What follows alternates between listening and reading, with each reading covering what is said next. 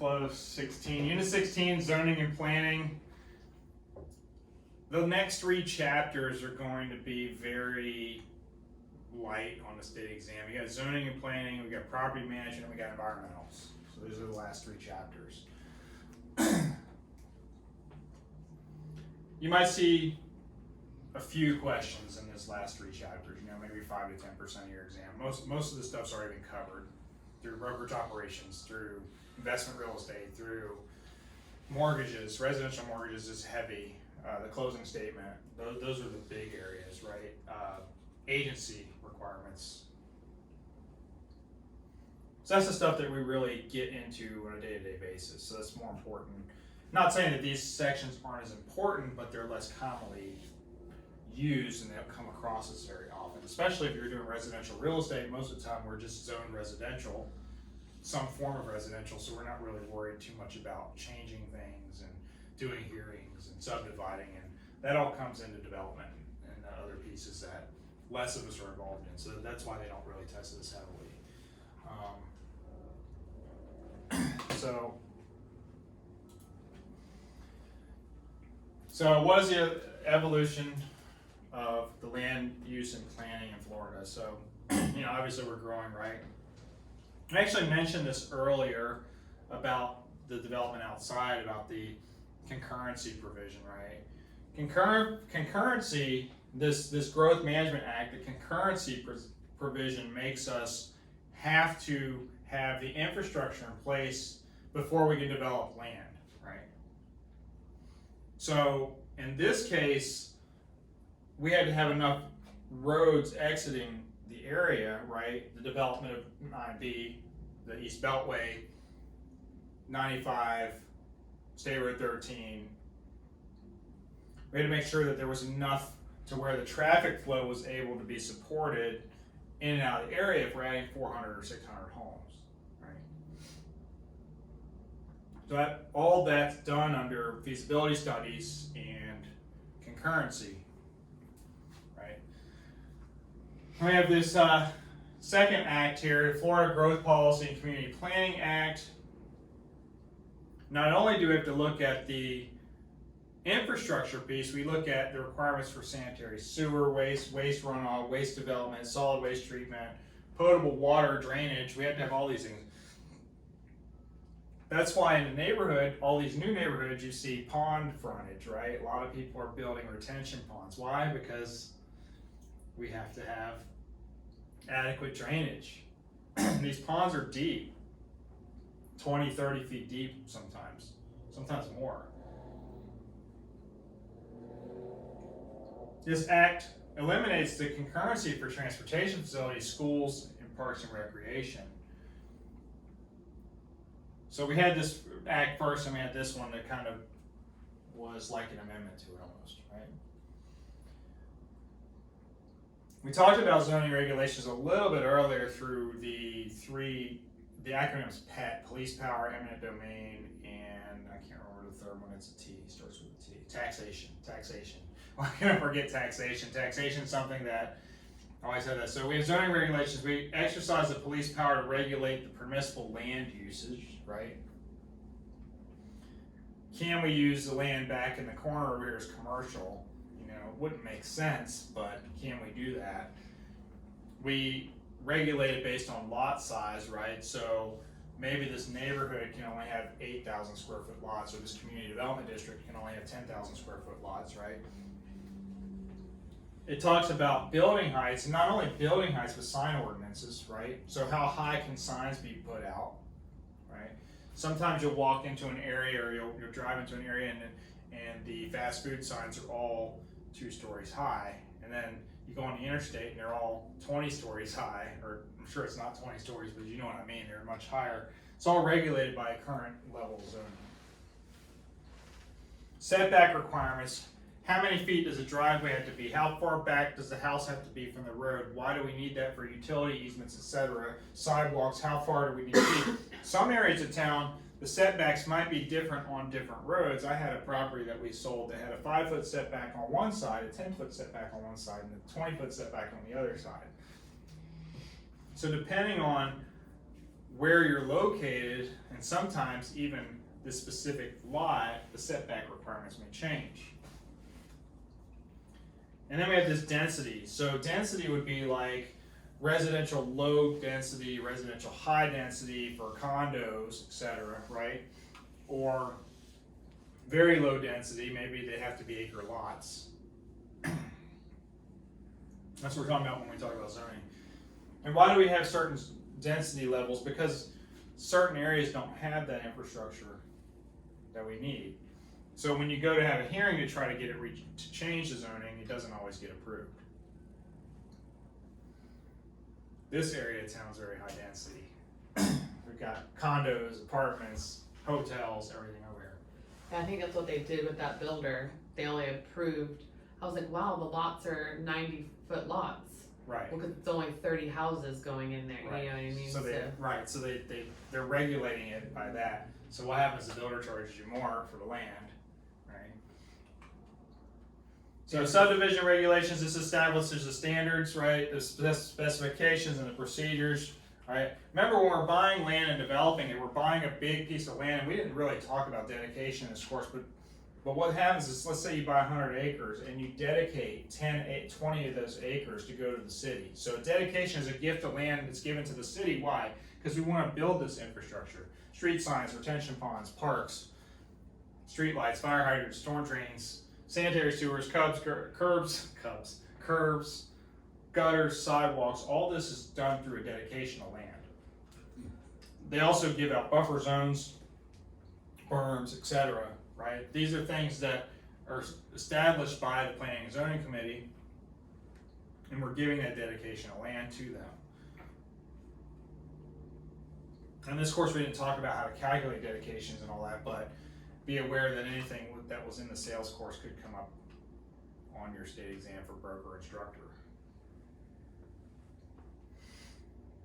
So you can appeal and exceptions. You can get exceptions to these zoning codes. The Zoning Board of Adjustment will make those, and here's the thing, we can get a couple different types of exceptions, right? You have this thing called non-conforming use, right? Non-conforming use, or you hear that term grandfathered in, right?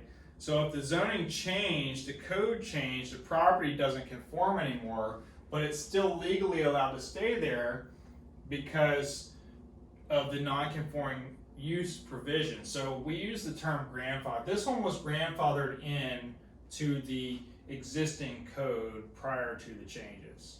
That's what non-conforming use is. A variance is different. It allows for a minor deviation from the conforming use, right? How do we do that? We apply for a hardship saying that we need to be able to use this land for this because it's been done for a long time, or because it would benefit the area. You have to find a reason for it to work, right? Hardship related to land use, and the board has established criteria for this, right? So we have to make sure that it falls in some type of box so we can get this hardship. Then we have special exceptions. So a special exception is applying to one specific parcel. I want to get an exception to this because of this. I want to get an exception. Special exception is like that one-off situation. I'm trying to think of a good one, but maybe like if it was resident, or like if it was farm this whole time, but you wanted to put a house on it, and there's so many houses around, or yeah, you could get one specific special exception. I don't. Variance might be more in that case. I'd have to think of a special exception. okay. Maybe you have one spot that you want to. I think there's a piece of land over there where Hood and Hood come together. That So you could put like a commercial piece or something on, a small piece in the residential area. A dentist's office might be granted Right. a special. Correct. So that might be a great place for a vet's office, for example, right? Mm-hmm. So variations of special units, we have special uses. So we have this thing called a PUD, right? Planned unit development. Some people call them planned urban developments, but it's planned unit development. Clustered homes, right? Pretty much the same density for the whole neighborhood. Large green spaces between the clusters. So we're talking about things like silverleaf, oak leaf, right? beach walk, Yeah. Nocatee, right? Large green spaces. Mixed land use, a lot of times in these PUDs, right? You have some retail space, single family homes, multi-family homes, apartment complexes, retail and office facilities. Most of them have some type of, we call them amenities. Amenities, not the amenity center, but actual retail amenities. And we have these districts that are created to help build the infrastructure for the PUDs, right? And they're called community development districts, our favorite things. They have two components. They have an operations and maintenance, and then they have this bond.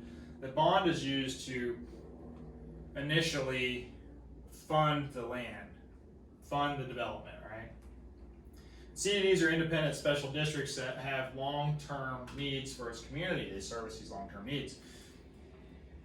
It's basically an alternative way to fund the capital. Instead of charging impact fees to everybody, we're just paying a CDD bond, a community development district bond, right? Developer finances construction by issuing these bonds, and then CDD tax assessments are an additional to those property and city taxes. So basically you have a higher tax bill. Now we do require a disclosure for CDD, right?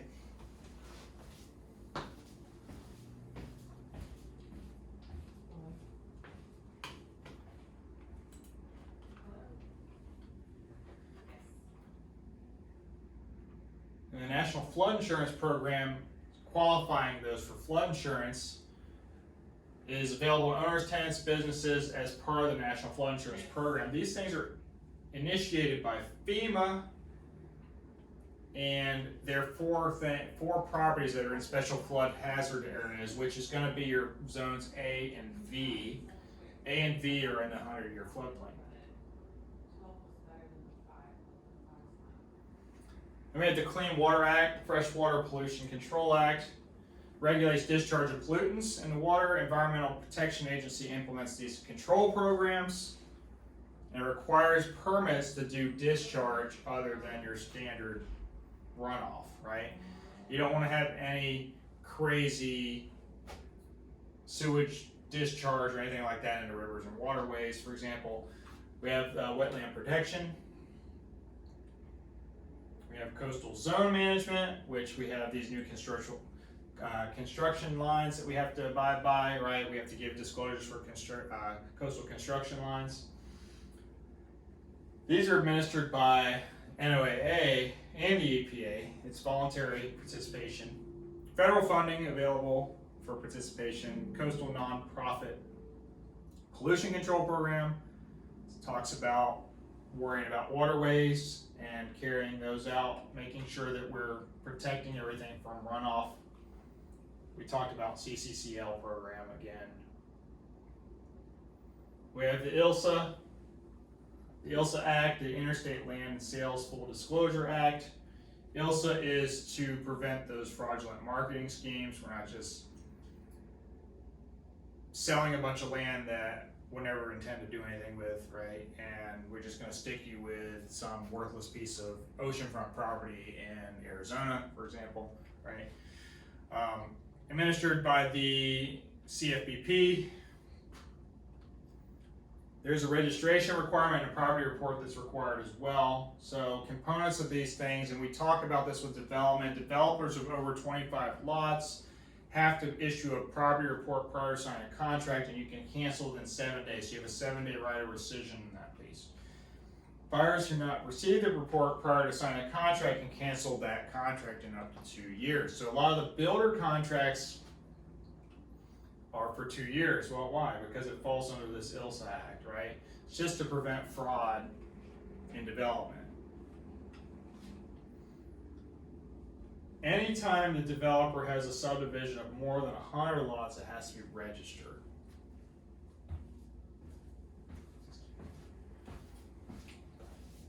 Developments of regional impact include shopping centers, malls, attractions, sports facilities, etc., schools, right? All these things are taken into consideration when we're developing. Talks about how much control we're going to have over this extra traffic, right? We're going to have vehicle traffic, we're going to have walkers, bicycle riders, or pedestrians? How many employees and residents are gonna be coming in and out of an area? What type of impact studies are we doing, right? Size of sites, is it a 15,000 acre site, for example? How many homes are we gonna put on there? How many businesses are we gonna put on there? This is all impact studies. These impact more than one county when we get to the DRI, the regional level, right? How much demand is there gonna be for utilities? Are we gonna need additional solar farms, for example? Are we gonna need extra natural gas input? Whatever we need, right? Unique qualities, whatever's good, whatever is needed for that specific area.